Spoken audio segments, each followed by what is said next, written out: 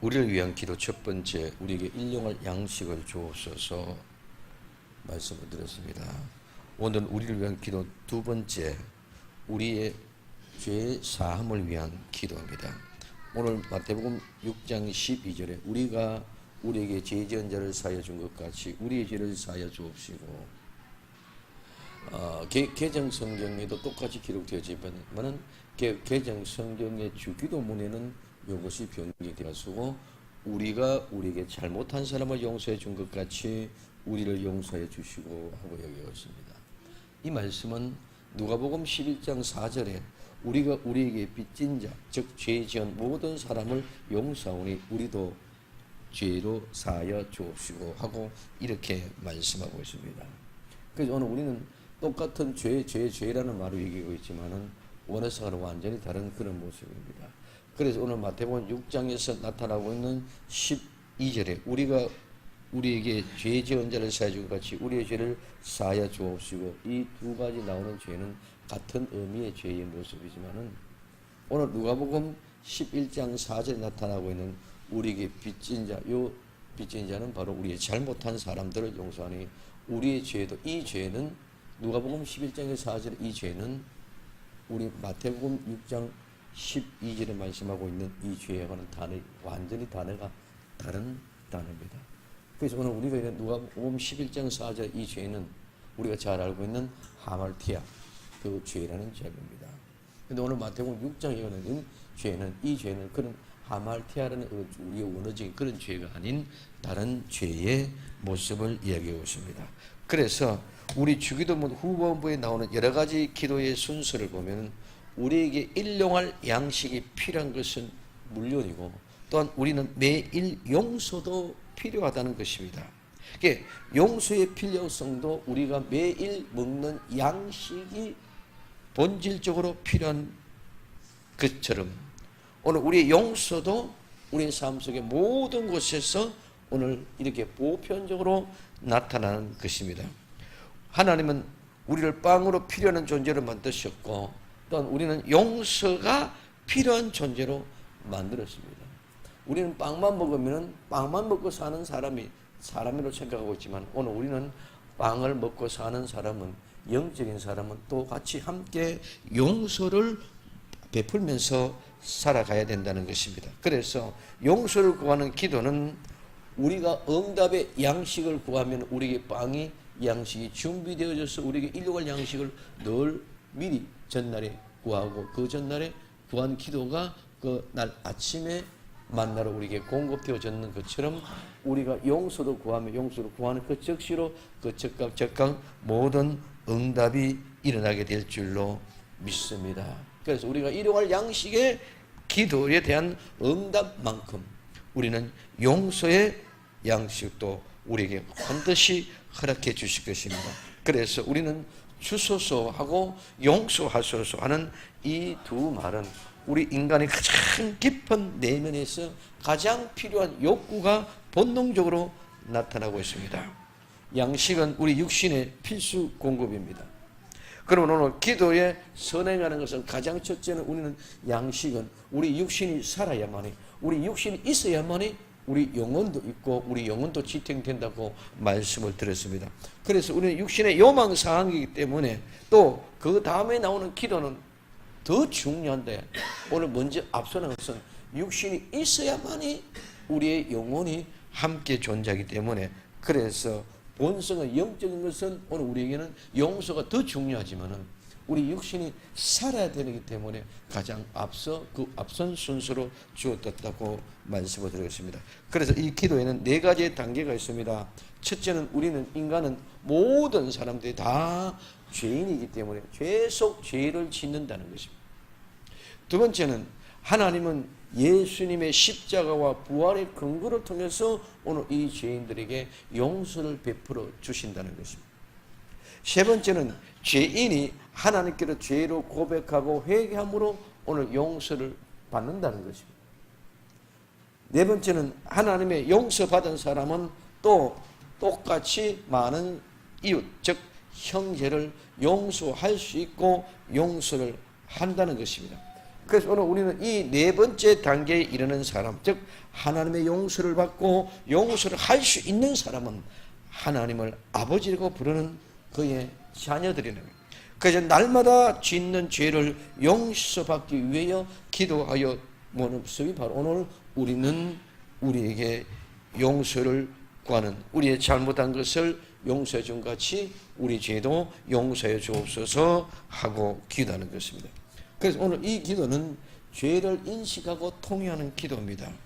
오늘 우리에게 죄 지은 자를 사하여 준 것 같이 우리의 죄를 사하시고, 우리에게 잘못한 사람을 용서해 준 같이 우리 죄를 용서해 주시고, 우리의 빚진 자를 모든 사람을 용서하니 우리의 죄도 사하여 주옵소서 계획과 개정과 오늘 우리 누가복음 말씀을 드렸습니다. 그래서 오늘 이 죄 지은 자는 말은 아까 말 우리 일편적으로 얘기했던 이런 죄라는 그런 죄의 것이 아니고, 오늘 이 죄란 말은 오펠레스테스라는 말입니다. 이 말은 빚진 자라는 말. 죄 지은 자는 빚진 자라는 말. 이 빚진 자는 빚지다는 말에서 유래하여서 오늘 빚진 자, 채무자, 또 의무를 지니고 있는 자, 이런 말입니다. 빚이란 금전적인 돈의 빚만 아니라 은혜를 입은 것도 빚입니다. 그리고 사람이나 국가의 법에 대한 도덕적인 의무도 이 속에 포함이 됩니다. 죄 지은 자, 빚진 자는 바로 의무를 지닌 사람입니다. 복수가 사용되어졌기 때문에 모든 빚진 자를 다 의미합니다. 그리고 죄를 지은 자를 용서해 준 같이 죄라는 말도, 이 죄라는 말도, 이 하말티아라는 말은 누가복음 11장 4절은 하말티아라는 말인데, 오늘 여기서 보면은 오늘 오펠레마라는 말입니다. 이 말은 빚, 의무라는 것입니다. 빚지다는 말에서 유래가 되어서 빚을 의미하지만은 넓은 의미는 바로 의무로 의미하고 있는 모습을 볼 수 있습니다. 죄는 빚진 자의 의무를 뜻합니다. 오늘 빚진 자들은 모든 사람들입니다. 그래서 빚진 자는 모두가 다 갚아야 될 의무가 있는 것입니다.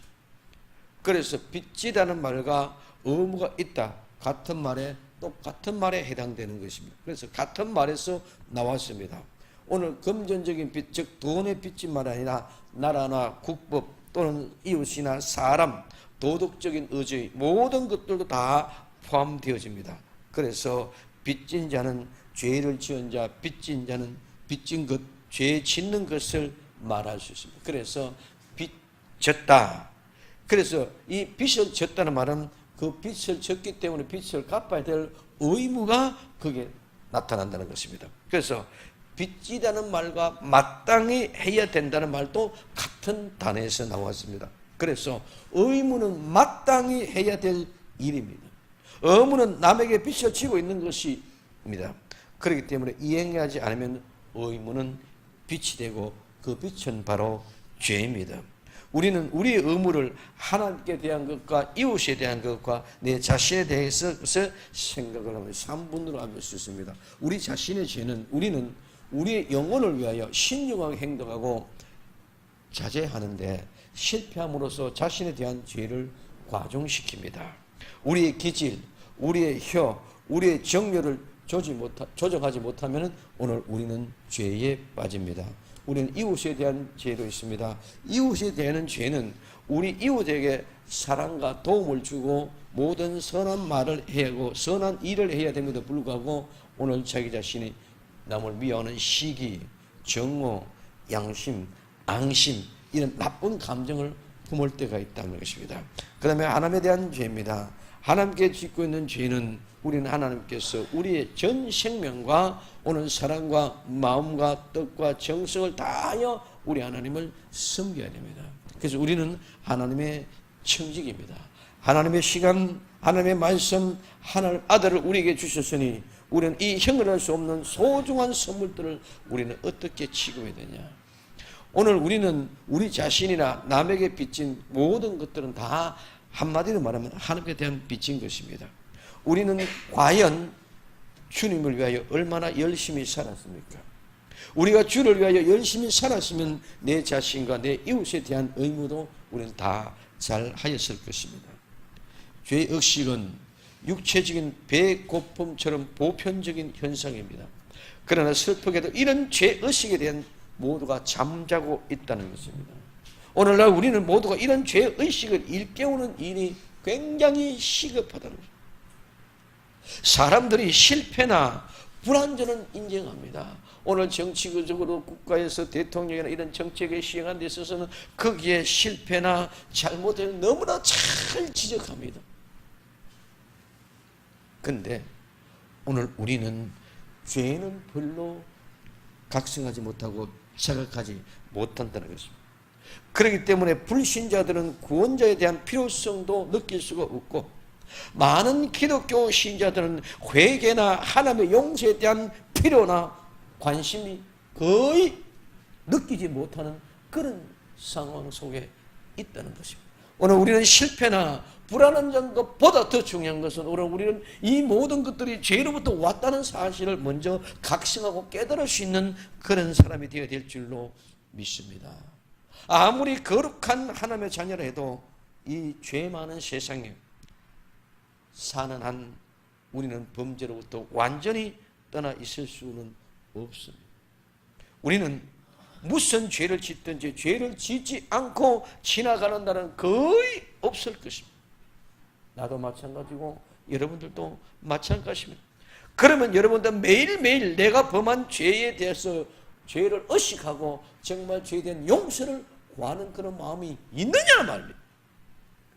우리가 우리의 죄를 의식하고 통회하는 이 기도를 드릴 때에 우리는 죄 때문에 당하신 우리 주 예수 그리스도, 예수님의 십자가에 죽으심에 그 고통을 기억하고 그 앞에 무릎을 꿇어야 됩니다.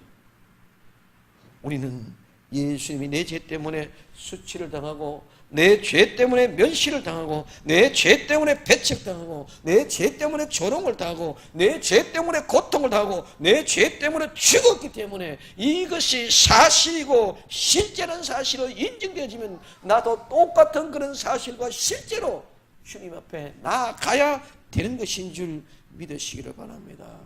우리가 죄를 의식한다면 반드시 예수님 앞에 나와서 용서를 구해야만 합니다. 이것이 인식이 안 된다는 거예요. 그냥 예수 믿고 나는 구원받았다. 오늘 예수 믿고 구원을 받았다면 나는 죄에 대한 것들에 이성이 있으면 나는 곧바로 죄에 대한 용서를 구할 수 있는 그런 마음이 있어야 됩니다. 그런 데에 대한 인식이 전혀 없다. 그래서 오늘 우리는 이 강구는 죄를 의식하고 통례하는 기도인 줄 믿으시기를 바랍니다. 두 번째, 이 기도는 죄의 고백과 용서를 구하는 기도입니다. 오늘 죄를 사하여 주옵시고, 이 말은 사하여 준 것 같이, 이 말은 내보내다, 버려두다, 용서하다는 말입니다. 이 말은 보내다는 말에서 유래해서 사람이나 법률로 실제적으로 통제되는 사람이 물건이나 임의적으로 석방되어진 석방을 얘기하는 것입니다. 그래서 이 앞의 의미는 사람에 대해서는 보내다, 떠나게 하다, 내어보내다, 쫓아내다. 여자에 대해서는 이혼하다는 말로 쓰임됩니다. 그래서 어떤 모임에 대해서는 해산하다, 끝낸다, 가게 하다, 급하다. 사람이 아닌 비인칭에서는 풀어놓다, 바다에 배를 풀어놓다, 이 말입니다. 쏘다, 화살을 쏘다, 포기하다, 이런 의미입니다. 그리고 비유적으로는 허락하다, 내버려두다, 통과시키다, 무시하다, 포기하다. 법적인 용법으로는 법적 속박에서 벗어나다, 방면하다, 면제하다, 용서하다. 그래서 죄와 의무와 처물로부터 용서한다, 이 말입니다. 그래서 죄를 사하여 준 것 같이 사하여 주옵시고, 이 말은 앞에서는 내보내다, 버려두었다, 가게 했다, 탕감했다, 면제했다, 용서했다, 이런 모든 것들의 과거형입니다. 그러면 이 말은 과거형이면 이미 완전히 우리는 다 내보냈고 용서되어졌고 오늘 사해졌다는 말인 줄 믿으시기 바랍니다. 그래서 이 말은 내 자신에 대해서, 내 이웃에 대해서, 우리 하나님께 대하여 짓는 모든 죄의 빛입니다.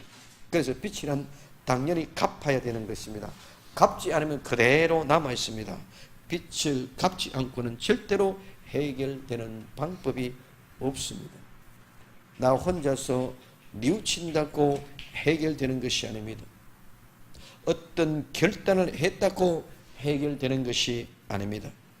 어떤 공로를 세운다고 이 죄가 해결되는 것이 아닙니다. 빚은 빚진 그분에게 갚아야만이 면제가 되는 것인 줄 믿으시기를 바랍니다. 지금은 빚을 지고 그럭저럭 살아갈 수 있지만은 언젠가는 독촉받고 회개하는 것입니다. 어떤 일이 있어도 갚기 전에는 자유를 할 수가 없습니다. 내가 갚지 못하면 누군가 대신하여도 갚아야 됩니다. 그것이 바로 우리 주 예수 그리스도의 십자가의 부활입니다. 그러면 이제는 우리는 용서해야 되고 용서를 받아야 되는 당연한 의무를 지니고 있습니다. 그래서 진정한 용서는 상방에게 분명한 증거가 나타납니다. 우리는 우리 주 예수 그리스도 안에서 서로 용서할 때에 용서하는 편에서는 마음에 지금까지 서운하고 소원했던 것이 다 사라지고 온갖 회의와 의심의 구름이 탁 마음에서 그쳐집니다. 그리고 그의 행동과 느낌이 어떤 충격적인 상처나 불쾌한 일이 전혀 없었던 것으로 다 바꿔집니다. 그리고 용서받는 사람에게 기분을 생각해서 더욱더 부드럽고 상냥하게 대하는 것이 바로 용서하는 편에 있는 사람의 모습. 용서받는 편에 있는 사람은 자기 자신의 잘못에 대해서 더욱더 깊은 부끄러움을 느낍니다. 용서받기 전보다 용서받은 후에는 자기 잘못을 더욱더 크게 느낍니다. 그러므로 그는 참으로 회개의 느낌을 가지고 겸손해지는 것이 바로 용서받는 편에 있는 사람의 모습입니다. 그리하여 서로 사랑을 보이고 싶어 합니다. 그것은 교제의 관계가 회복되었기 때문에 그런 것입니다. 이와 같이 용서하고 받는다는 것은 결코 쉬운 일이 아닙니다.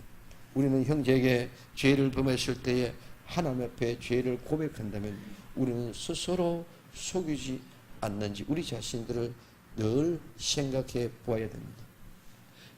하나님께 지은 죄는 하나님께, 형제에게 지은 죄는 형제에게 고백하고 용서를 구하고 용서를 받아야 됩니다.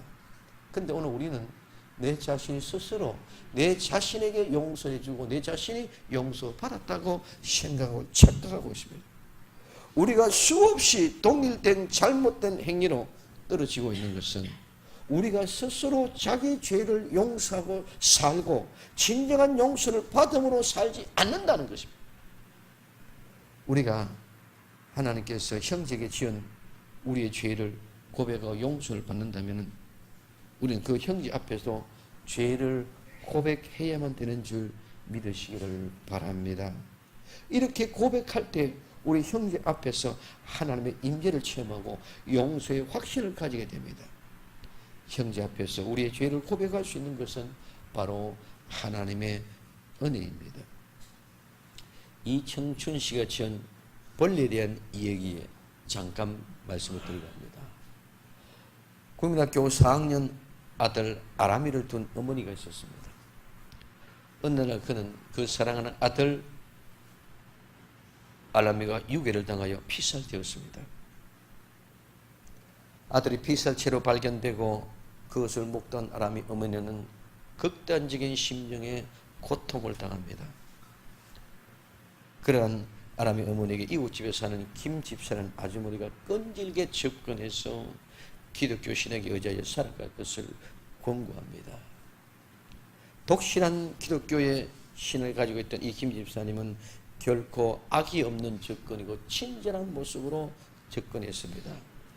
처음에는 별로 탐탁지 않게 생각했던 아람이 어머니는 그 정성에 감복이 되어졌든지 마침내 동의하고 교회에 다니게 되었습니다. 그런 동안에 진범이 체포되었고 그 범인이 바로 아들이 다니던 출산학원의 원장 선생이었습니다. 그 사실을 알게 되었을 때 아람이 어머니는 격렬한 증오와 감정에 휩싸이게 되었습니다. 이럴 때 다시 김 집사가 범인을 증오 대상으로 대할 것이 아니라 사랑과 용서로 대할 것을 권고했습니다. 그러는 김 집사의 말에 반발심을 느끼기도 했지만은 아람이 엄마는 시간이 흐르면서 마음을 바꿔먹고 범인을 용서해 주려는 생각을 갖게 됐습니다. 결국 아람이 어머니는 사형수를 찾아가서 용서의 증거를 보여주려고 했습니다. 그러나 이처럼 열려가던 아람의 어머니의 마음이 사형수를 보는 순간 갑자기 확 닫혀버리고 말았습니다.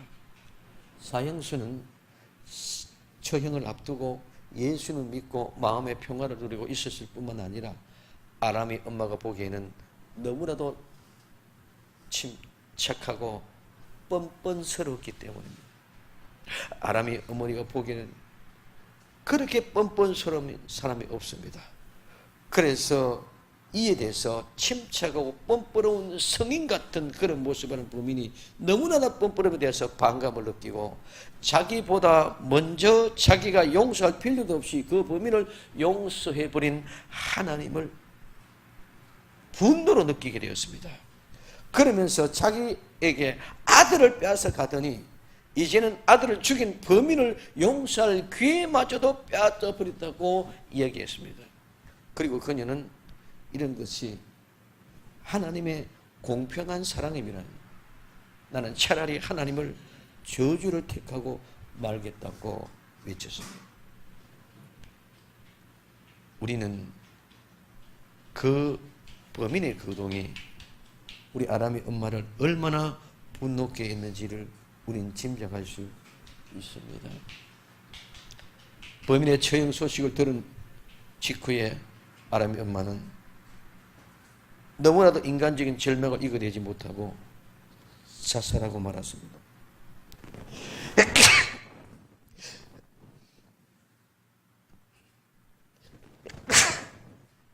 어쨌든 아람의 어머니가 그 사람을 진정으로 용서할 수 있었더라면 그의 인생은 그렇게 비극으로 끝나지 않았고 새로운 인생으로 시작할 수 있었을 것입니다. 우리는 이 이야기를 아람의 어머니 아직 용서할 수 있는 그런 기독교의 사랑을 가지지 못하고 있고 하나님이 어떤 분인지도 알지도 못했습니다. 그 범인은 참으로 하나님부터 용서를 받았는가? 정말 그 범인은 하나님 앞에 용서를 받을까는 그런 강한 의심을 우리는 떨쳐버릴 수가 없습니다. 그 범인이 참으로 하나님께 용서를 받았다면 그 용서받기 전보다 더욱더 깊이 부끄럽고 더욱더 깊이 자기 자신의 잘못을 느끼고 더욱더 겸손한 자세로 그 피해자에게 용서를 빌어야 했을 것입니다. 우리는 얼마나 많은 사람의 스스로에 의해서 이렇게 용서를 받고 있는지 우리는 생각해 봐야만 됩니다. 우리의 영혼이 하나님의 용서를 받을 때에 우리의 영혼이 받는 은혜가 있습니다. 무엇입니까? 우리는 하나님을 막힘없는 사랑을 확신하게 됩니다. 영혼을 거둬들이는 죄의 결과는 더 이상 형벌이 되지 않고 이제는 교육이 되는 것인 줄 믿으시기를 바랍니다. 그리고 그것은 오로지 악에 대한 하나님의 정오의 표현이 되는 것이 아니라 이제는 용서받은 사람에는 하나님의 사랑의 표현으로 바꾸어진다는 것입니다. 하나님의 용서를 받는 사람, 하나님의 용서를 받는 사람은 하나님의 사랑을 확신하게 될 때에 마음의 평화가 느껴납니다. 그리고 그는 더욱더 겸손해집니다. 그는 더욱더 죄를 무서워하게 되고 의무에 더 충실하게 됩니다. 밝은 마음으로 새롭게 출발할 수 있게 됩니다. 우리가 용서를 받을 때에 예수님께서 내 죄 때문에 치르신 십자가의 부활, 희생을 반드시 생각하고 하나님 우리 주 예수 그리스도의 십자가의 부활의 희생에 근거하여 우리를 용서했다는 사실을 확정하게 됩니다. 오늘 우리는 우리의 의무를 이행하지 못한 것이 없습니까? 나쁜 성질을 부리지는 않았습니까? 해야 할 일을 게으르지 하지는 않았습니까? 내 욕심 채우기만 급급하고 내 자존심만 생각하지는 않았습니까? 열심으로 최선을 다하여 살았습니까? 오늘 우리는 나 자신을 향하여 반성해 보아야 됩니다. 그리고 내 이웃에 대하여 의무를 등하지 않았는지 생각해 보아야 합니다. 남을 괴롭히거나 불친절하거나 남을 나쁘게 해롭게 하지는 않았습니까? 남을 위한 봉사, 남을 위한 동정, 그런 모든 기회를 무시해 버리지는 않았습니까? 오늘 우리 이런 과오도 반성해야 됩니다. 그리고 더 나아가서 우리는 하나님에 대한 의무를 깨어하지 않았는지 생각해 보아야 됩니다. 정말 나는 예배를 진심으로 잘 참석하고 있는 것, 나는 정말 전도를 하는지, 나는 정말 성경을 열심히 보며 성경을 열심히 본것 같이 그 삶대로 살기를 원하며 정말 기도를 하는지 우리는 생각해 봐야만 합니다. 잘못한 것이 생각나면 하나님께 용서를 구해야 됩니다. 주여 내 죄를 용서하여 주옵소서 부르짖으며 기도해야 됩니다. 사소한 말까지도, 사소한 일까지도, 사소한 모든 잡다한 것까지라도 우리는 구해야 됩니다. 그러면 우리 하나님은 확실하게 용서해 주실 것입니다. 요한일서 1장 9절에 만일 우리가 우리의 죄를 자백하면 저는 미쁘시고 의로우사 우리 죄를 사하시며 모든 불의에서 우리를 깨끗하게 하실 것이다. 우리는 하나님 앞에 나가 용서를 구하면 하나님 분명히 용서해 주시는 하나님이신 줄 믿으시기를 바랍니다. 죄 지은 자를 사하여 잘못한 사람을 용서해 준 것 같이 하는 이 기도는 우리 자신의 삶을 반쪽으로 나눠서 안과 밖, 즉 내심과 밖에 나눠서 안으로는 깊이 통회하고 자복하면서 밖으로는 자신의 의로움을 주장할 수가 없다는 것입니다. 남에게는 베풀어 주지 않으면서도 하나님께서는 자신에게 무언가를 베풀어 달라고 우리는 요청할 수 없습니다. 우리는 너무나 많은 사람들이 뻔뻔스러워져 있습니다. 나는 그렇게 하지 않으면서도 하나님께는 얼마나 많은 자비와 은혜와 긍휼을 베풀어 달라고 기도하십니다. 내가 남에게 베풀면서 하나님의 그 은혜를 베풀어 달라고 기도해야 됩니다. 그럼에도 불구하고 나는 남에게는 베풀지 않으면서 아버지께는 베풀어 달라고 기도한다는 것이다. 하나님의 용서를 비는 우리 기도가 실제적인 기도가 되기 위해서는 우리 행동 전체에 다 영향을 미쳐야 됩니다. 그래서 남을 용서할 수 있어야 됩니다. 만일 그 기도가 이렇게 실제적인 기도가 되지 못하면 우리는 하나님이 응답해 주지 않는다는 사실을 우리는 인식해야 됩니다. 이 기도는 문자적으로 우리가 빚진 자에게 용서 준 같이 우리의 죄를 용서해 주소 이런 탕감해 준 것 이런 것만 아니라 우리의 빚도 모든 것들을 다 탕감했다는 것입니다. 오늘 이 말은 신명기 15장 1절에서부터 4절까지 매 7년 끝에 면제하라. 면제의 규례는 이러하니라. 무릇 그 이웃에게 구워준 채주는 그것을 면제하고 그 이웃에게는 그 형제에게 독촉하지 말지니 이 해는 여호와의 면제년이라 칭함이라. 이방인에게는 내가 독촉하려니와 내 형제에게 꾸민 것은 내 손에서 면제하라. 내가 만일 내 하나님 여호와의 말씀만 듣고 내가 오늘날 내게 명하는 그 명을 다 지켜 행하면 내 하나님 여호와께서 내게 이후로 주신 땅에서 내가 정령 복을 받으리라. 너희 중에 가난한 자가 없으시라 말씀하고 있습니다. 이 해방법은 매년 7년 즉 안식년 끝에 채권자는 채무자를 용서하도록 규정하고 있습니다. 여기에서 채권자는 싫어도 어쩔 수 없이 채무자를 용서해야 된다는 법적인 상황, 우리는 이것을 이해해야 합니다. 그럼 이 기도는 우리가 도라 즉 율법의 해방법에 따라서 싫어도 어쩔 수 없이 우리에게 빚진 자를 용서하고 탕감해 주는 것 같이 우리의 빚들도 반드시 용서하고 탕감하여 주옵소서 할 수 있는 줄 믿으시기를 바랍니다. 그래서 누가복음 11장 8절에 내가 너희에게 말하노니 비록 법 때문에 인하여서는 일어나 주지 아니할지라도 그 강성함을 인하여 일어나 그 소용대로 주리라고 말씀합니다.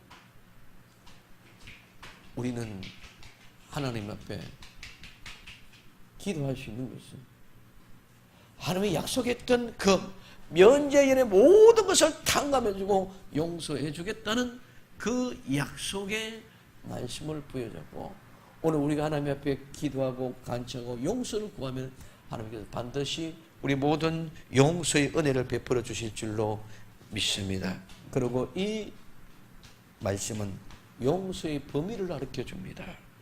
오늘 신명기에서는 형제는 이방인과 대적한 말입니다. 같은 동족을 말합니다. 오늘 우리 주기도문에서는 불신자와 대조되는 성도를 이야기해 주고 있습니다. 그래서 우리의 믿음은 1차적으로 형제들 사이에, 성도들, 형제 자매 사이에 용서의 행위가 시작되고 있습니다. 그리고 이 용서는 믿음의 형제 자매는 우리의 형제 자매로 중심으로 퍼져나가서, 더 나가서, 그리고 불신자들에게까지 퍼져나가야 되는 것인 줄 믿으시기를 바랍니다. 우리에게 믿음은 탕감받는 것, 용서받는 것입니다. 오늘 주인에게 빚을 탕감받은 종이 동료 종을 만나서 그 멱살 붙잡고 자기의 빈짓을 하나도 남김없이 다 갚으라고 다 그쳤습니다. 그리고 안 갚으니 옥에 가둬버렸습니다. 이 행동은 자기 자신의 빚, 탕감은 빚을 전체를 다 원점으로 다시 돌려버리고 오히려 산더미 같은 빚을 자기가 아는 결과를 빚어내게 되어졌습니다. 하나님께서는 우리의 죄를 용서받고도 다른 사람을 용서하기를 거절하겠다고 생각하면 우리는 엄청난 잘못을 하고 있습니다. 오직 예수님의 피 흘리신 그 피 안에서, 그 피를 통해서 우리가 용서를 받았다는 것은 다른 사람을 용서해 줘야 된다는 사람인 줄 믿으시기를 바랍니다. 이것이 진정한 부활의 사람입니다. 우리가 실제로 예수님을 우리의 구주로 믿고 있다면 우리의 마음은 깨어지고 우리는 강팍해질 수 없고 우리는 용서를 거부할 수 없습니다. 그리고 오늘 우리는 형제든지 용서하기를 거부하고 있다면 우린 결코 용서받을 일이 없는 사람입니다. 자기에게 잘못한 죄를 용서해 줄 때에 우리는 하나님 앞에 용서를 받았다는 것은 의식이 매우 뚜렷해지고 큰 만족을 느끼게 됩니다. 그러나 내가 남을 용서해 주지 못하면서 나는 하나님 앞에 용서받았다는 것은 거짓이 될 수 있습니다.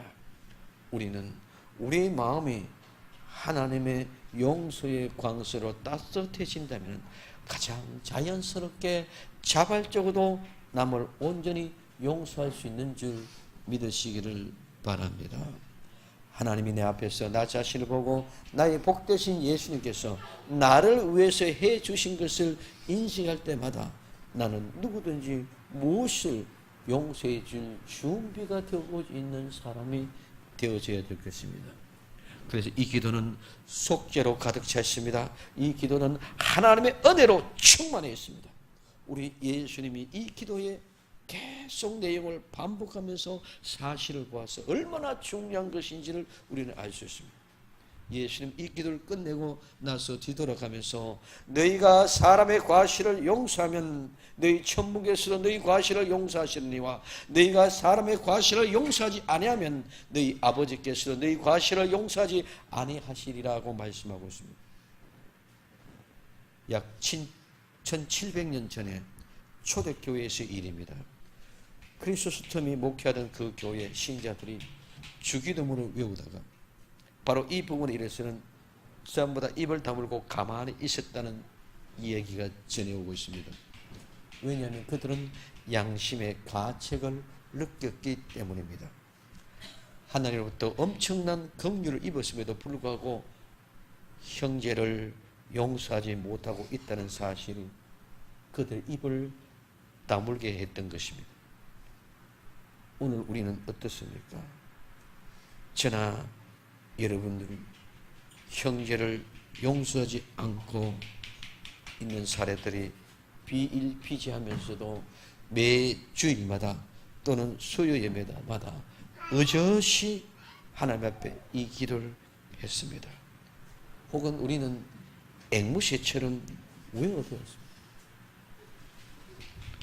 여러분, 우리의 마음에 용서가 없으면, 우리는 용서할 줄 모르면 우리 모든 기도는 진짜가 아니며 참된 것이 아니며 효과가 없습니다. 오늘 우리는 형제를 용서해야만 합니다. 용서는 이것이 실제가 되어야만 합니다. 남의 잘못을 곱씹고 지난날의 엉터리를 풀 줄 모르는, 용서를 모르는 심령이 어찌 하나님의 용서가 이르겠으며 축복이 임하겠습니까? 예수님은 우리 영혼 속에 깊은 수렁을 정결케 하시고, 주님 우리의 응어를 풀게 하여 주옵소서. 그리하여 사람들과 화목하게 해주시고 우리의 삶이 예수님의 평화를 전파하게 하옵소서 하는 이런 아름다운 마음으로 가지고, 우리가 우리에게 잘못한 사람들을 용서해 준 것 같이 우리의 죄를 용서하여 주옵소서 기도할 수 있는 나와 여러분들이 되어지기를 예수님의 이름으로 축원을 드립니다. 기도합니다.